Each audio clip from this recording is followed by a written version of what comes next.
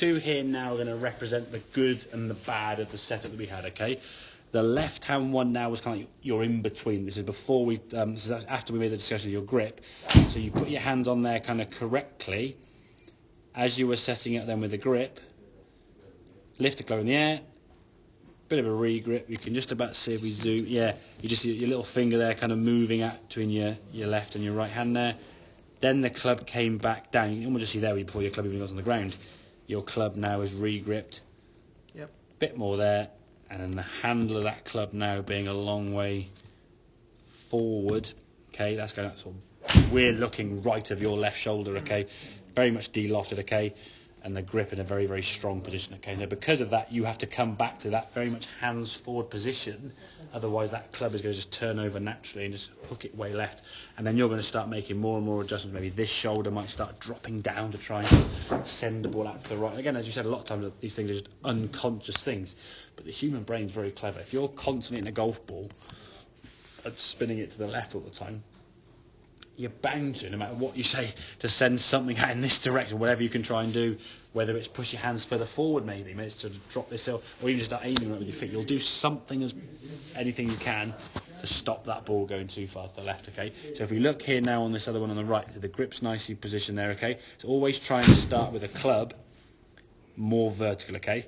So you're putting the left on the golf club, and then your right hand goes. I think you'll find it more comfortable when you set up with the club face now in that kind of orientation rather than leaning there, because your hands aren't going to want to go so much to the side. Okay, so with the shaft a bit more neutral there now, I think we do have a little bit of a re-grip there, which is fine. I think that I don't mind it. Actually, in some ways, I actually encourage this waggle because it is going to show you now that you're moving and getting nice and loose. But even when you did that, you can sort of see you've got the club there, you checked your handle there, and then put the golf club back down.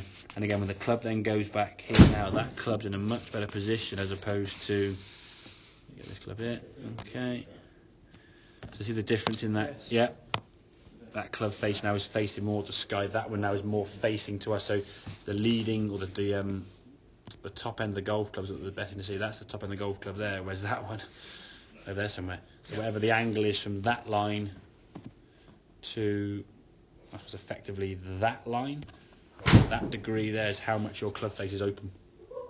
So it's a good 10-15 degrees there at least. Yeah. Now if your club's coming back aiming 10-15 degrees left, you've got to do an awful lot of right in that to try and stop that. Okay, on a good day and hitting enough shots over and over again, you'll get it. Okay, when it's less shots per time on a golf course, so you're in a 3 on the first, a 5 on your second shot, it's different clubs, different situations, lots of changes going on in the swing. Okay, as you come out from the golf ball there now, able to release back to your normal position, nice way through to a good, very good full follow through. We're seeing a lot less, if you can remember way back when the first was sort of like blocked off sensation used to have any, which again part and parcel came from you trying to stop it going hooking left. So the follow through is a lot more fluid, a lot more free flow, and again some good movements there, nice sort of finish on your left hand side there. But yeah, we can get that grip better. And again, I think if you just film your swing there now from face on and you watch your waggles, and you again, this actually I want you to do this sort of keep yourself moving all the time.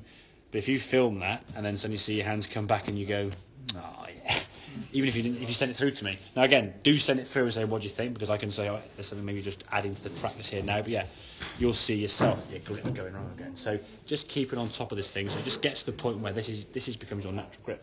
That'll just become your grip in time, as opposed to this one here. And then once you're there, I've got to try and change it on that. Oh, hang on, that. And then if one body part changes, almost like a sequence of events got to happen around that. So the hands change, the elbows have got to then change, the shoulder and the hip, then other things are moving out of position.